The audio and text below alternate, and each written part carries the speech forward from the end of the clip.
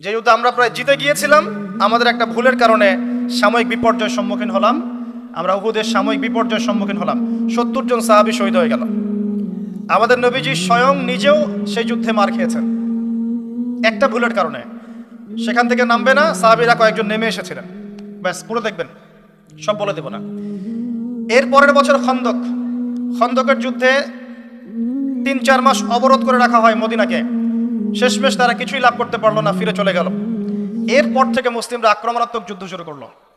একে একে বিভিন্ন গাজওয়া এবং সারিয়া হতে লাগলো, মুসলিমরা সমৃদ্ধ হতে লাগলো, সম্পদ বাড়তে লাগলো, জনবল বাড়তে লাগলো, অর্থনীতি সমৃদ্ধ হতে লাগলো, অস্ত্রশস্ত্র বাড়তে লাগলো, সব সব ডিপার্টমেন্ট থেকে আমরা রাইজ করতে লাগলাম। শুধু তাই না, পররাষ্ট্রনীতিও ইমপ্লিমেন্ট করা হলো, বিভিন্ন রাষ্ট্রপ্রধানদের কাছে চিঠি পাঠানো হচ্ছে।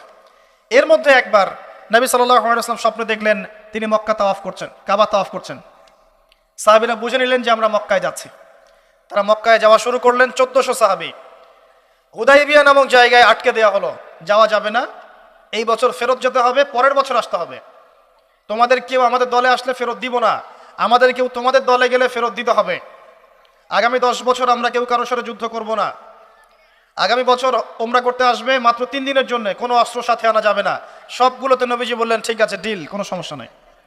তারা ফেরত চলে গেলেন, ওই বছর ওমরা করা হলো না। নবীজি ফেরত গিয়েই খায়বার আক্রমণ করলেন।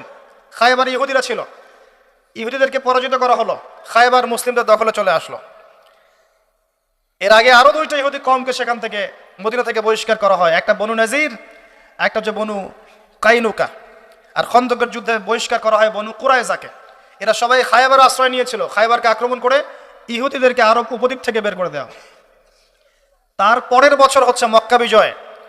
নবী সাল্লাল্লাহু আলাইহি ওয়াসাল্লাম মক্কা বিজয় করলেন, মক্কার সমস্ত মূর্তিগুলো ভেঙে ফেললেন। বেলাল রাদিয়াল্লাহু আনহু কাবা ঘরের উপর উঠে আজান দিলেন।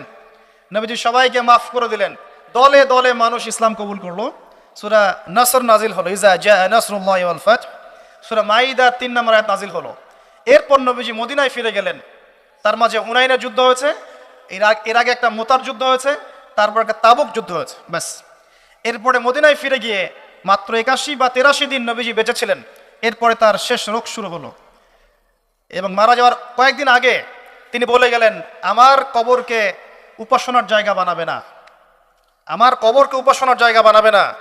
আরব উপদ্বীপ থেকে ইহুদিদেরকে বহিষ্কার করবে, রাষ্ট্রদূতরা আসলে সম্মান করবে, দাস দাসীর প্রতি খেয়াল রাখবে, নামাজের হেফাজত করবে। আর অনেক নসিহত তিনি করে গেলেন।